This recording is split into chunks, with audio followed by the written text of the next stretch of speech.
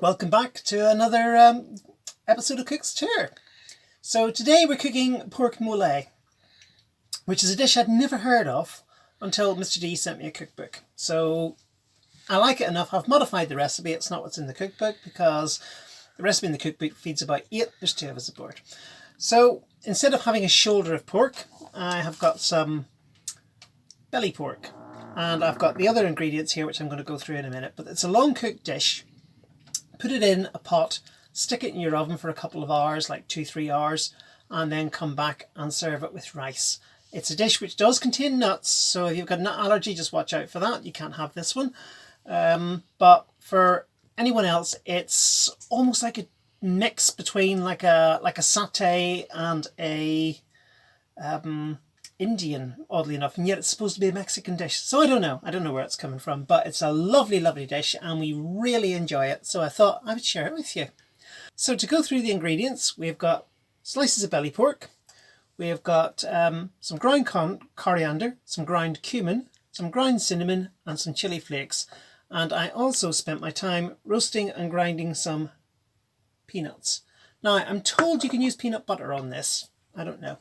We didn't because we're not too sure what peanut butter contains, and we have to say gluten-free because that's the way it is. Also, the recipe on the standard recipe in the recipe book says use a tin of tomatoes, but I've got some little cherry tomatoes I want to use up, so I will use them with a bit of tomato puree just to get rid of them. But the secret ingredient in this is dark chocolate. There is 60 or 70 grams worth of dark chocolate in this recipe, and it gives a lovely velvety smoothness to it. So if you're a chocolate fan or you just want more magnesium in your diet, go with dark chocolate. And yes, there does seem to be just a little bit left over. Stock cube, vegetable stock cube, and I've got vinegar and salt. Oh, and I almost forgot. 3 cloves of garlic and a medium onion, which the recipe says finely chopped, but I like mine coarsely chopped. Oh, this one. Right, so we'll let that heat for a minute. So how much oil have you got there, Bev? A tablespoon. A tablespoon. Okay, fair enough. I've just realised I have not finely chopped my my garlic.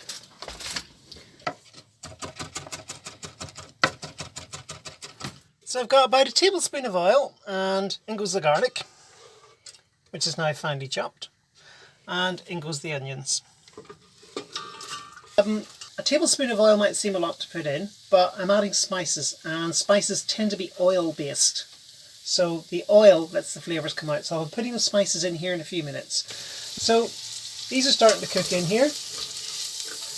I'll just give them a little while and I'll have a slight rest. And because I'm not using a tin of tomatoes, I'm using these cherry tomatoes. I'm just going to slice them in half.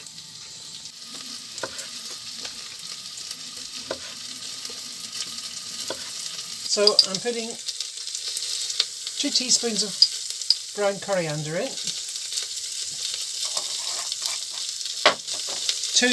of ground cumin,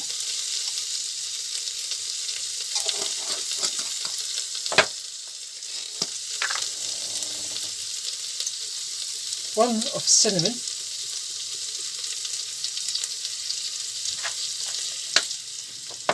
and then the one you have to be careful about, Chilli Flakes. If you don't like too hot, put about half a teaspoon in. If you like hot, put about a whole teaspoon in. Let's open this hatch. Looking good. If it gets a little dry, just put a touch of water in, not too much.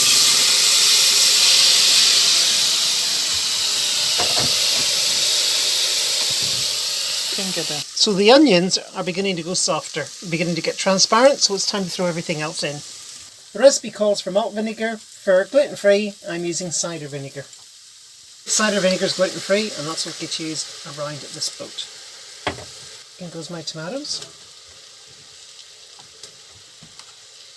And I'm also going to add about a tablespoon of tomato puree. This is 1.5 tablespoons of peanuts per person.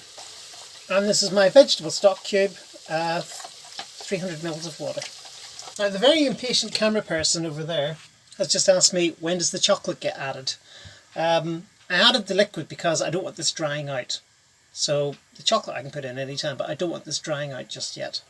So I have put in my liquid now, and I will now add the chocolate.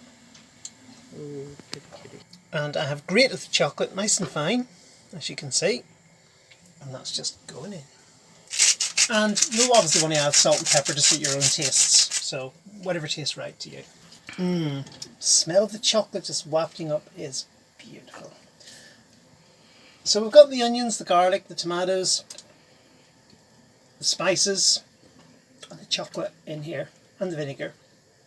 So the last remaining ingredients to put in are the pork bellies. Ooh, we're looking good already. It's absolutely bubbling. Okay, so we've got the pork fillet is bubbling now, so it's time to put it in the oven or leave it on the stove simmering for 2 hours, maybe 3 hours, that sort of thing, or put it in the oven at a low to medium heat for 2 to 3 hours. You just want this to cook through for a nice long slow cook. You don't want to do it on high heat because it'll come out cremated. In our case, we're going to put it in our thermal cooker and then go about and do some other things, and we'll be back to see you in 2 or 3 hours.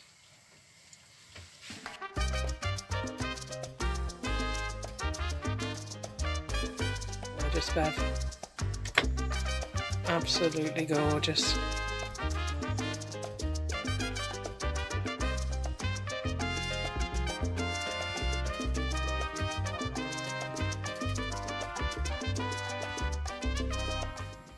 Right. So Gaynor was asking me why I like pork fillet as a dish, and it's partly to do with the chocolate. I mean, who doesn't like chocolate?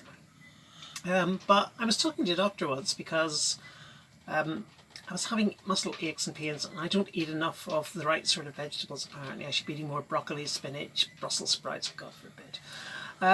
That sort of thing which I can't abide, other people love. Fair days. And I said to the doctor, well, what's the problem? She says, you have a magnesium deficiency, you're not eating enough of these horrible vegetables. And I said, well, could I eat something else that's nice? And she said, your only alternative to horrible vegetables is dark chocolate, which is full of magnesium. And I said, okay, dark chocolate it is. How many squares a day? 2 squares a day, she said. Dark chocolate. Never had a muscle ache or pain since.